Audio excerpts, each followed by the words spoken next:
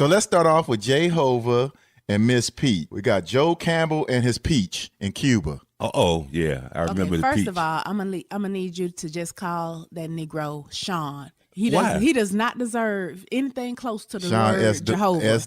Carter. Yes. That's his real name? Yeah, he does not deserve. he might call himself Hove, but Lord knows that man is so far from a God. Well, I learned that from y'all that he said that means Hova. I thought he was like Hova Crip or something down in L.A. You know, they got the Hova Street Crips or whatever. Hoover. Yeah. I thought he was a Crip, man. That's funny.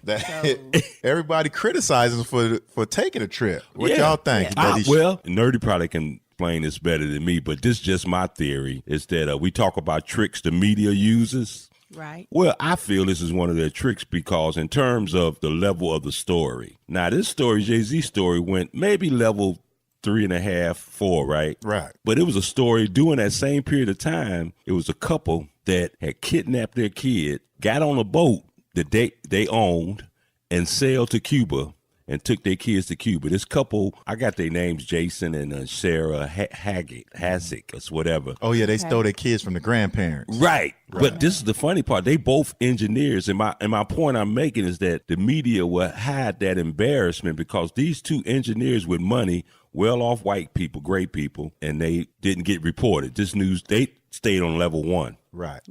You know, that's and it's amazing because you would think they would blow it up because you got them doing anything they want for their kids. Right. But I mean, that's exactly they love their kids. Right. That's what the law was created to prevent, though, was people running to Cuba and bringing their money to Cuba. A communist government is right there off the coast of Florida. Yeah. They could take a rowboat there. And it's been other musicians. Oh, Gladys Knight been there. Audio Slave. Oh, okay. Kool and the Gang is like the most popular group over there. Wow. Because they have a music festival every year, so different artists go over there all the time. We do have a right to go over there then. Well, I think what happened is just what happens with a lot of rich people, why a lot of people don't like Americans. Mm-hmm. When people say they don't like Americans, it's not that they dislike Americans. Okay. They just dislike rich Americans because rich Americans are the ones who can travel abroad and they're over there doing foul stuff. Mm-hmm. So Cuba used to be like the playground for the wealthy. That's what it was. Right. Yeah. But then, it's really a governmental thing, not wanting you to spend American dollars there because it is, so close. But when you think about it, when people have that much money, can you imagine Jay-Z sitting on his MacBook in the bed on Expedia.com? Mm-hmm. No, you know good and well that they had a travel agent, somebody who know the laws, somebody else doing it for them. So it wasn't no way possible that they went on this trip by mistake. One thing they too smart to do. Well, it was their anniversary, so they planned it. Oh, okay. Well, they might have. They probably planned it around. I'm saying somebody planned it for them. They probably said, "Hey, I want to figure out a way for me to do this." Okay. Because they're going to have professionals do it. They ain't on Travelocity. Well, that's what people are looking into to see if it was a legal trip or an illegal trip. But it was legal. You just said everything. We can go over there anytime we want to. No. Well, maybe you still got to get some approval from the government. Yeah, you still have to get approval. Well, you get a passport. That's what they call it. No, you have to get approval from the Treasury Department because they don't want Americans spending money in Cuba. Wow. So the only way you can go over there is if it's on some kind of an educational or cultural thing. And that's what they did. They set up some kind of association, foundation that they're saying, they're trying to get in touch with the Cuban individuals, not necessarily the government. And they have to turn in an itinerary and all that kind of stuff. Wow. And they did all of that. Oh, so you basically got to do a book report before you go over there. Yeah. That's what it sounds like. Wow. You got to do some research. Yeah. That's amazing. Well, you know how I feel about Jay-Z anyway. I was seeing those pictures of him over there. And she got her hair braided and he got his cigar in there with his Cuban hat on. Dude, I'm like, and ain't nobody said a thing about man. Beyonce hair.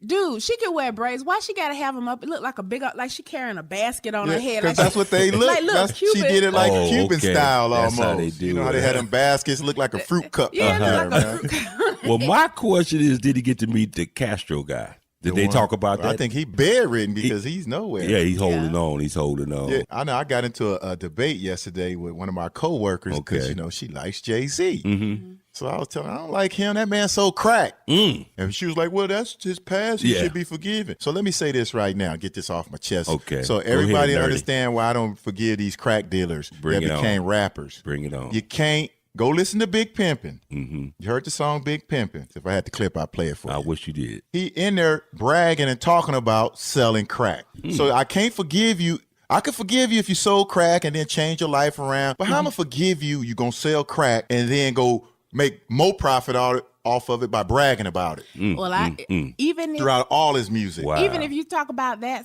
old song, this last song he just put out in the last 3 weeks, a month ago, he bragging about smoking, doing drugs in the White House. Yeah. So he ain't made no changes. Exactly. He just think Who is this y'all talking about? Jay-Z. Oh, he was bragging about smoking crack in the White House. We was just talking about now crack but weed. Oh yeah, I remember that. Yeah. So, and the other thing I have to say about it, you know that interview Dick Gregory asked him what he thought about it. Oh yeah. And on all the different blogs, they had Dick Gregory out there talking. They made it sound like he said, the white people are attacking him there because they're black, and Obama sent Rodman over to Cuba, Cuba, but Korea, and all this North stuff. Korea. Made him sound like he was crazy as a mug. Dick Gregory, he's losing his mind. He's done but you know what? He ain't say he did. The way he put it was like we was talking about Rodman. He was like, if Rodman went over there and talked to the Korean dude, that's a felony. Why he ain't in jail? He made unless someone sent him, right? Is that how that was his point? That was his point. So it was just funny to me. Dick Gregory commenting on everything nowadays. I think he about to die. He just trying to get close to God. Yo, he trying to hold on. On that note. Now let's move on to this next topic with your boy, the boss, Rick Ross. Now he made a song, and I guess there's some lyrics in there about date rape. Yeah. Right? Now, he didn't want to, he's done apologized because, Reebok. Oh, yeah, Reebok. Why they got to deal with him? That's what I want I look at him, I'm like, he ain't in shape. Dude, that's what he doing with his Reeboks? That's exactly what I thought. I said, unless he's selling Reebok flip-flops, there ain't and even in the NBA, the big mans don't sell shoes other than like Shaq. It's usually the small dudes. But they made a deal with him.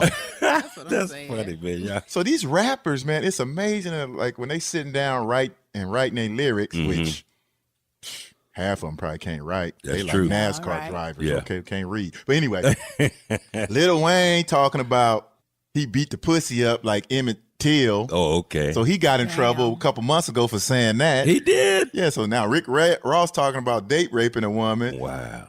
Remember Little John a couple years ago? No more dick for your pussy, just dick for your throat. No, I ain't heard that. You ain't gonna get no child support. Lil John, huh?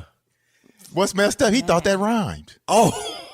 Wow. Support. That's incredible, so we not picking on you rappers, because I'm not gonna lie, one of my favorite rappers has always been Cool G Rap. And he rap about some negative stuff, but that was when I was a little bit younger, So I know there's positive rappers like Talib Kweli, Immortal Technique, old schoolers like Chuck D, KRS-One, but this mess today, man, is just... Well, there's no, when it comes to rape, there's no tolerance rule, It should be. Right. And I was married. I want to tell, I was married to a girl that was gang raped back in her youth. Wow. And that still was haunting her even when I was married to her, because she talked about it, late at night or whatever when we were sitting there. And that happened when she was young. Yeah, like 10 guys did it to her. Wow. And she said almost destroyed. And she got pregnant by, one of the guys got her. That's what crazy. Her only baby she got is from that rape. Wow, that's heavy, man. And so her daughter goes through the emotional, when I heard that song, the lyrics of it talking about date rape, we can't have that.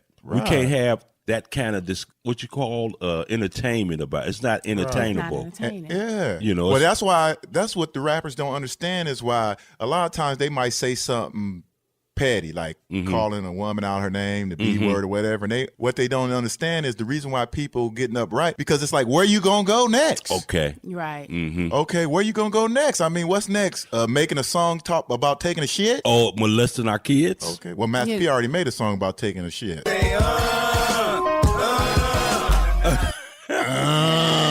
But I'm just saying. But Essence. But look, go ahead. This is my thing with that kind of thing. Why does it have to get played like that is black culture? And that's why we here, really. Right, that's why we here. That is not black culture. Those you mentioned, Good 3 or point. 4 different songs or whatever, but it is songs that go way back. That ain't nothing like that really tell you what black culture is, what black